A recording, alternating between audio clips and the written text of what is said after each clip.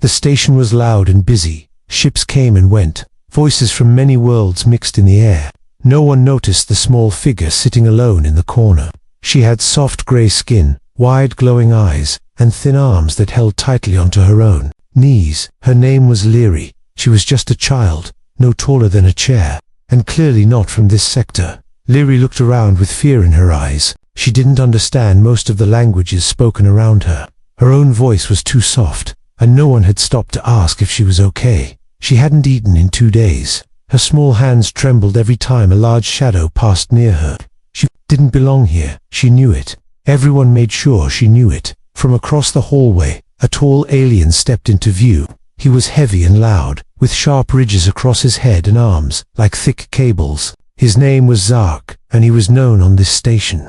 Not for kindness, but for pushing others around just to feel big. Zark saw her.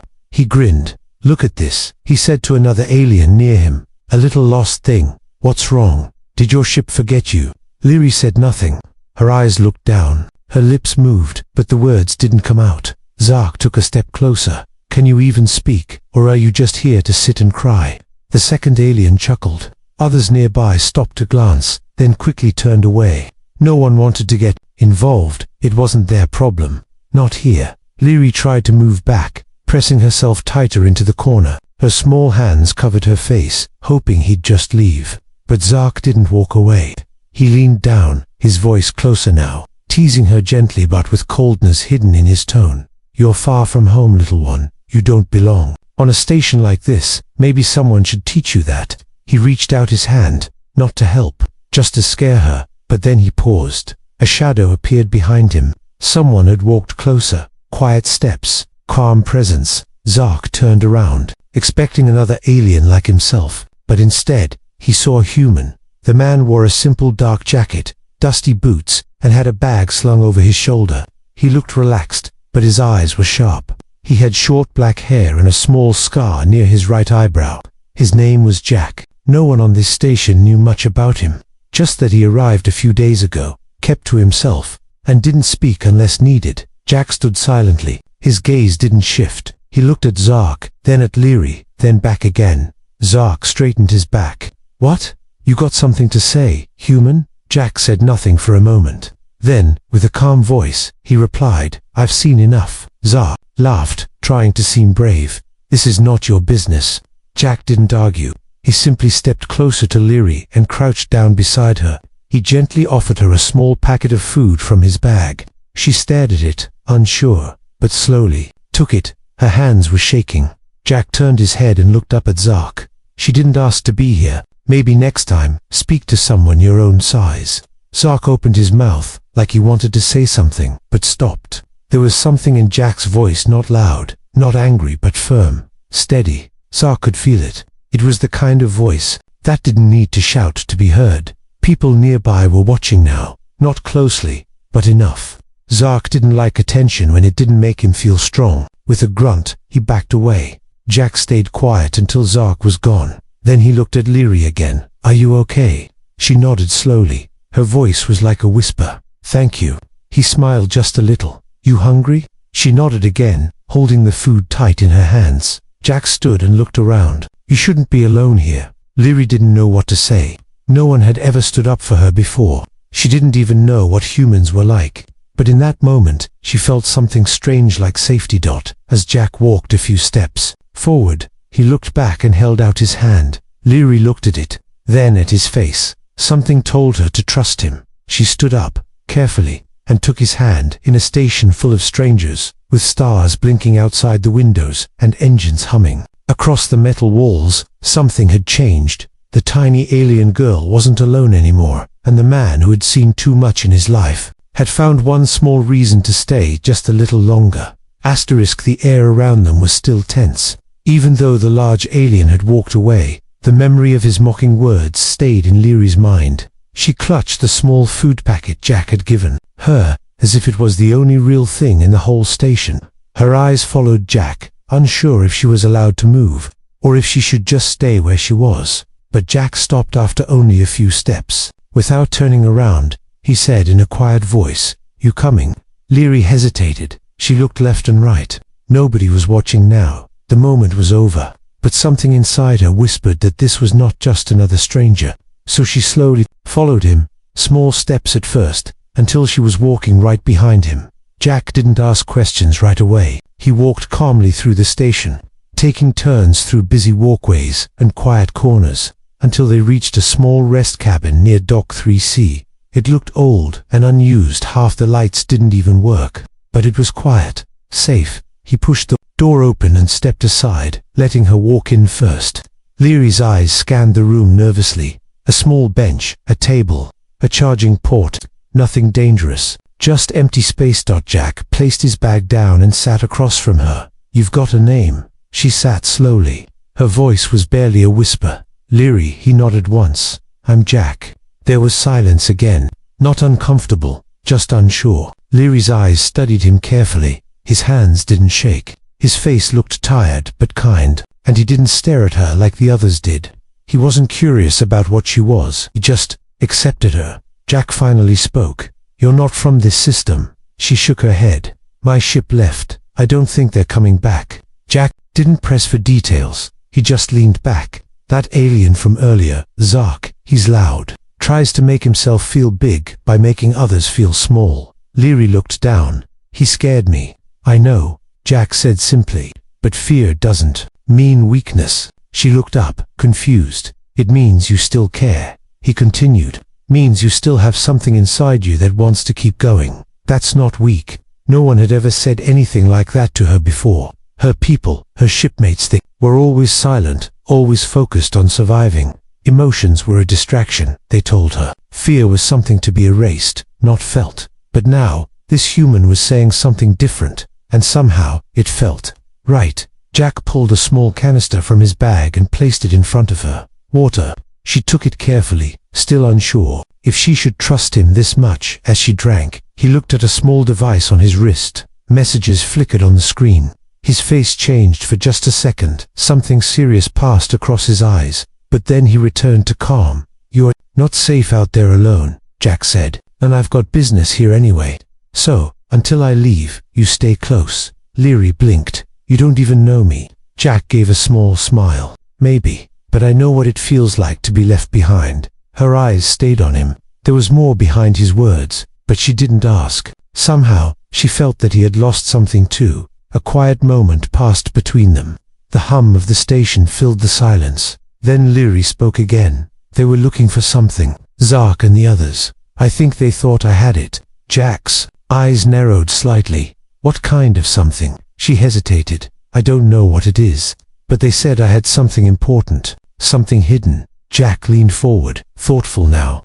The air around them shifted again.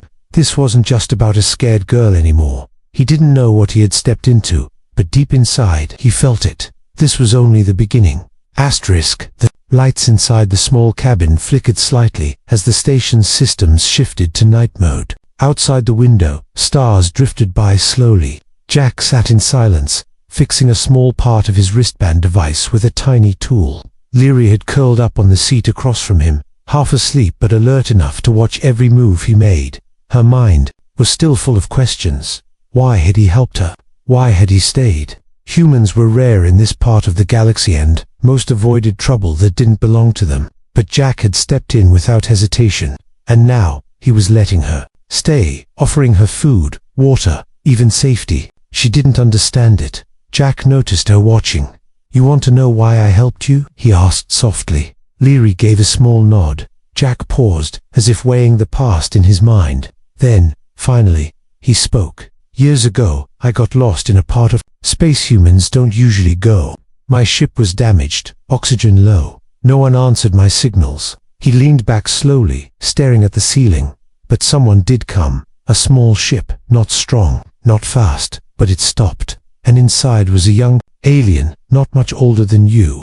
She didn't speak my language, but she saw me struggling, and she helped." Leary sat up a little straighter, listening closely. "She gave me her air, her food, and when my ship was fixed, she just waved goodbye and flew off. Never saw her again.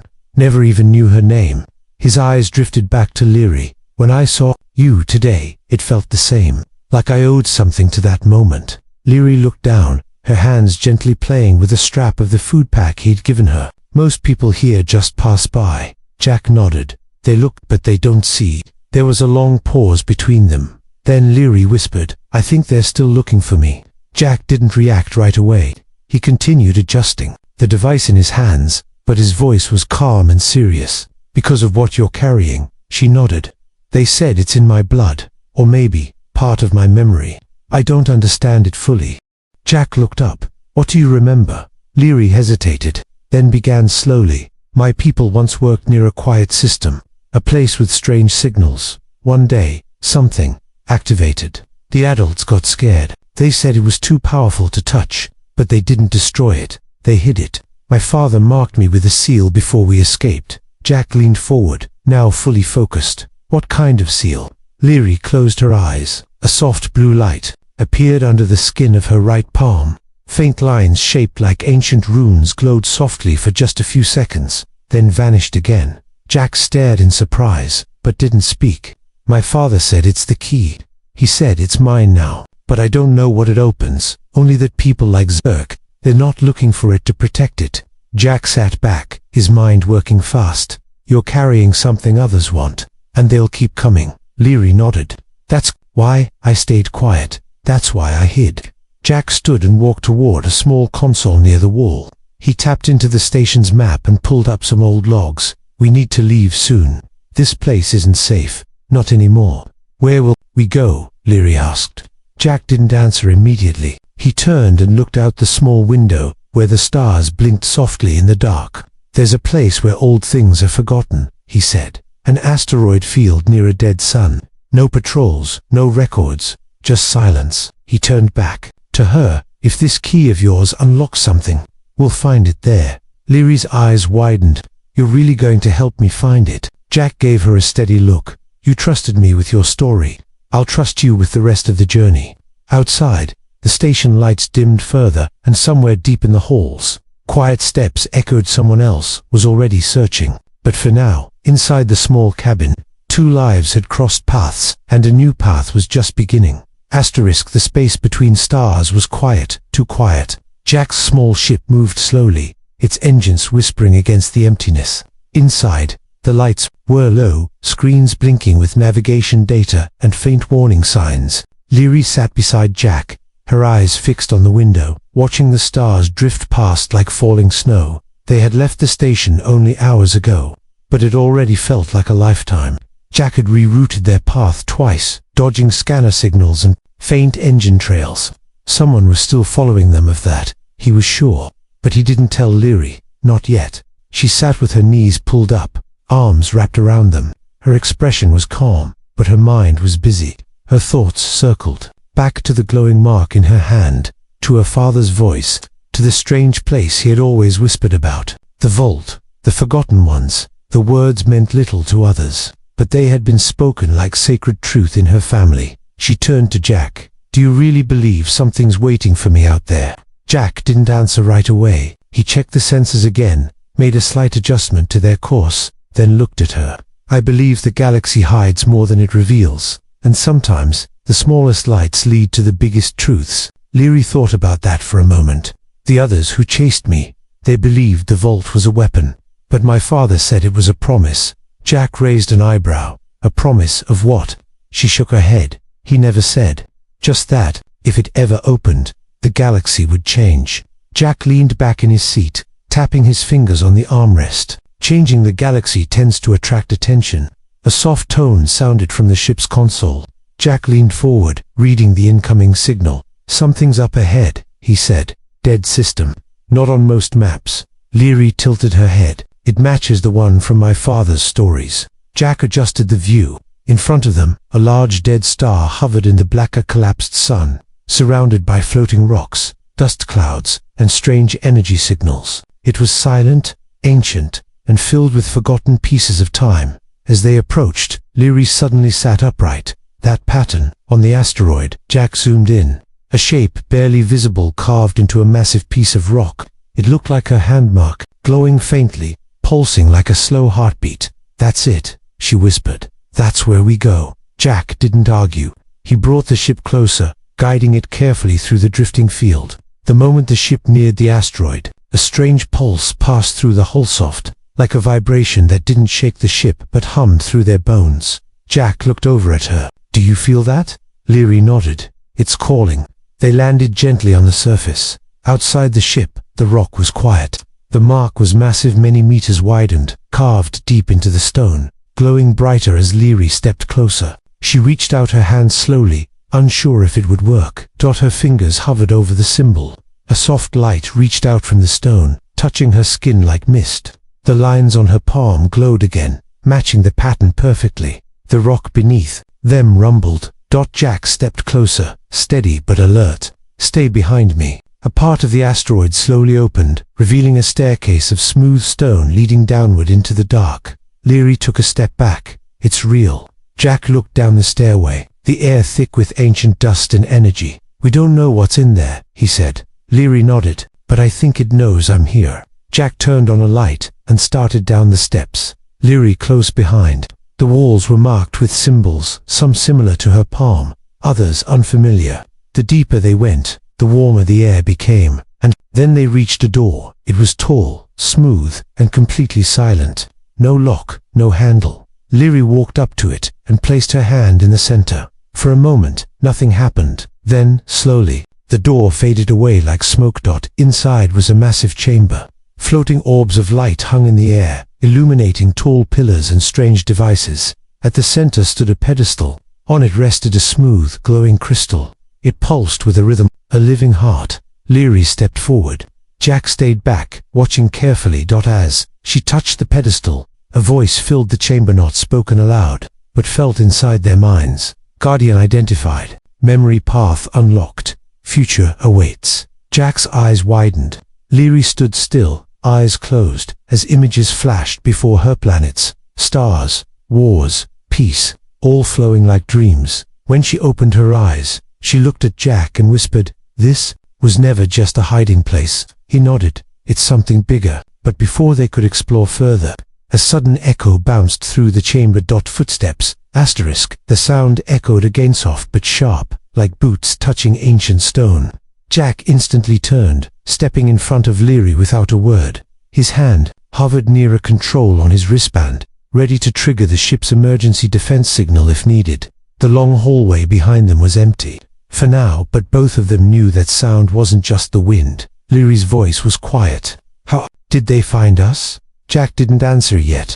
He guided her gently behind a pillar and motioned for her to stay low. The soft glow from the floating lights above made long shadows across the walls, perfect for someone moving unseen. Jack pulled up a small projection from his wristband, showing a map of their path into the vault. The outer security grid had been tripped, not by them, by someone else. "They must have been tracking your signal," Jack whispered. "Even inside this system, something's still connected." Leary felt a chill. "I didn't know. I thought the mark only worked with a door." Jack glanced at her with calm eyes. "He didn't do anything wrong, but they're here now. We need to be ready." From deeper inside the vault, the orbs of light suddenly shifted, color soft white, turning to a slow, deep blue. The room around them adjusted, like the place itself was reacting to something, or someone. Then came a voice, familiar, rough. "Well, isn't this interesting?" Jack's jaw tightened. From the shadows stepped Zark. He walked calmly, as if he belonged there. Two others followed him, tall, quiet eyes scanning everything. Zark's eyes, though, were locked on the crystal in the center of the room. And then on Leary. "I thought I lost you at the station," he said with a smirk. "But you just couldn't stay hidden, could you?" Leary didn't respond. She stayed behind Jack, but her hand gently touched the glowing pedestal again. The light responded softly at first, then brighter, as if it recognized her presence again. Zark noticed. His expression shifted. Greedy curiosity filled his eyes. Jack stepped forward. "This place doesn't belong to you." Zark laughed once. "Neither does it belong to you, human. But this girl, she holds the key to something bigger. You're just babysitting history." His words echoed too loud in the quiet chamber. Jack didn't reply right away. He looked around, noticing something the others didn't. The walls themselves were shifting slightly, like reacting to presence, emotion, energy. He leaned slightly toward Leary. "It's not about fighting, it's about connecting. Try the crystal again. Trust it." Leary's hand trembled. but she nodded. She stepped out from behind Jack and stood directly before the crystal. Zark began walking faster, but Jack stepped in his path not aggressively, just enough to slow him. Lyri closed her eyes and placed both hands on the pedestal. The room began to hum. Soft vibrations pulsed through the floor and air. The crystal grew brighter. Symbols on the walls lit up like stars. The ceiling above slowly opened, revealing a dome of dark sky, though they were still buried under the asteroid. Lyri's voice was soft, but steady. "I see it now." Zark paused. "What do you mean?" he asked. She opened her eyes. "This isn't a weapon. It's a memory, a record of every world this place touched. A connection system, and I'm part of it." The light spread from the pedestal to the floor, forming lines like a network moving beneath everyone's feet. Zark tried to move forward again, but the light stopped him. A soft energy field blocked his path, and he stumbled back. Lyri turned, slowly, to face him. She wasn't afraid now. Her voice, while still gentle, carried weight. "You mocked me for being small," she said, "but this vault, it was always meant for someone like me." Jack stepped beside her. "And you were never alone." The vault's central core rose from the floor. A new layer of crystal appeared, this one shaped like a star map, pointing to different sectors of the galaxy. One of the lines stopped at a point marked only as the origin. Jack stared at it. "What's that?" Lyri smiled faintly. "The place where this all began." Zark and his team, still blocked by the vault's energy, watched helplessly as Jack and Lyri stood together. She turned to Jack and said, "This isn't just my story anymore." He nodded. "No, it's ours." And as the vault lit up with new colors and sounds, the path ahead finally revealed itself. Not a battle but a journey. Not fear but purpose. And far above them, in the silence of space, something else had awakened. The ship floated in orbit around the forgotten asteroid, silent and still, like a guardian waiting in the dark. Inside, the air was calm but charged with quiet energy. Jack stood by the observation panel, staring at the open map the vault had shown them. Lyri sat nearby, hands folded in her lap, her gaze distant, as if the glowing crystal's message still echoed in her thoughts. The vault had opened something ancient.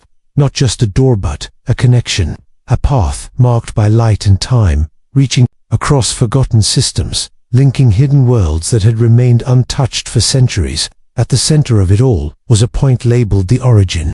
Jack finally turned away from the map and looked at Lyri. "You saw more than I did." She nodded, her voice soft. "It wasn't just a vision, it was a memory. I saw my ancestors. I saw what they built, and why they left it behind." Jack sat beside her. "Tell me." Lyri took a slow breath. "Long ago, 3 species formed a quiet alliance. Not through power, not through fear, through shared knowledge. They created something they called the Vault Network, places of peace, of memory, places to protect the old ways before they were lost." Jack listened closely. He'd heard many stories in his life, but this one felt different, real. "But then," she continued, "they saw something coming, something too fast, too greedy, so they erased their paths, hid the vaults, and marked a new point, the origin.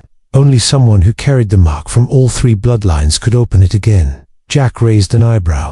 "And you have that mark?" Lyri opened her palm. The glowing lines shimmered softly. "I do. I didn't know why until now. My mother came from one world, my father from another, and before them, someone carried the 3rd line." Jack stood and walked to the map again. "The origin is far outside the common routes. We'll need to cross empty systems. No refueling, no help." Lyri looked at him, voice steady. "You don't have to come with me." Jack smiled slightly, shaking his head. "You'd think I'd missed the most important journey of the century." She smiled back just a little. But just as the moment settled between them, the console blinked. A soft alert. Jack walked over quickly. A small ship had entered the asteroid's outer range, no weapons active, no signs of a large crew. He tapped the screen. "It's broadcasting a peaceful code, but it's old." Lyri moved closer. "Old how?" Jack squinted. "Like before the current trade languages. This is ancient protocol." The screen lit up again. A message displayed in a forgotten script, but Lyri understood it. "Child of the Seal, we await you. The bridge must open before the memory fades." Jack looked at her. "What does it mean?" Lyri's eyes reflected the soft blue glow. "Someone's been waiting, and they think I'm ready." The two exchanged a glance. Jack moved quickly, powering up the ship. If someone out there knows about the vault, and they're not chasing us, we should find out who they are. Within minutes, the ship disengaged from orbit and followed the faint signal through a narrow asteroid path. The glowing trail led to a cave hidden on the dark side of the field. Jack guided the ship carefully through the tight opening, and what they saw inside made them both stop. A second vault, smaller, older, but active. Light pulsed gently from its base. No guards, no alarms, just calm energy. They stepped out of the ship, approaching with caution. As Leary neared the stone doorway, it opened on its own. Inside stood a figure tall, robed, and clearly not from any species Jack had met before. The figure bowed its head. "We've waited generations," it said in a warm, echoing voice. "You are the first to carry all 3 lines since the gates were sealed." Leary stepped forward. "Why now?" The figure turned and walked deeper into the vault. "Because the others are waking. Some wish to remember. Some wish to erase everything." Jack followed, alert. "And us?" The figure paused, looking back at both of them. "You will decide which path the galaxy takes." As they stepped into the chamber, light swept across the ceiling like starlight falling through water. A new part of the map lit up a secret layer even the previous vault had not shown. It led straight into the heart of space, toward a world long erased from every chart. Jack whispered. "So that's the origin." Leary nodded slowly. "It's not just a place. It's a beginning, for all of us." But even as they stood in the calm, a signal blinked again on Jack's wristband, silent, brief, and full of static. Something or someone else had just arrived in the system. The clock had started ticking.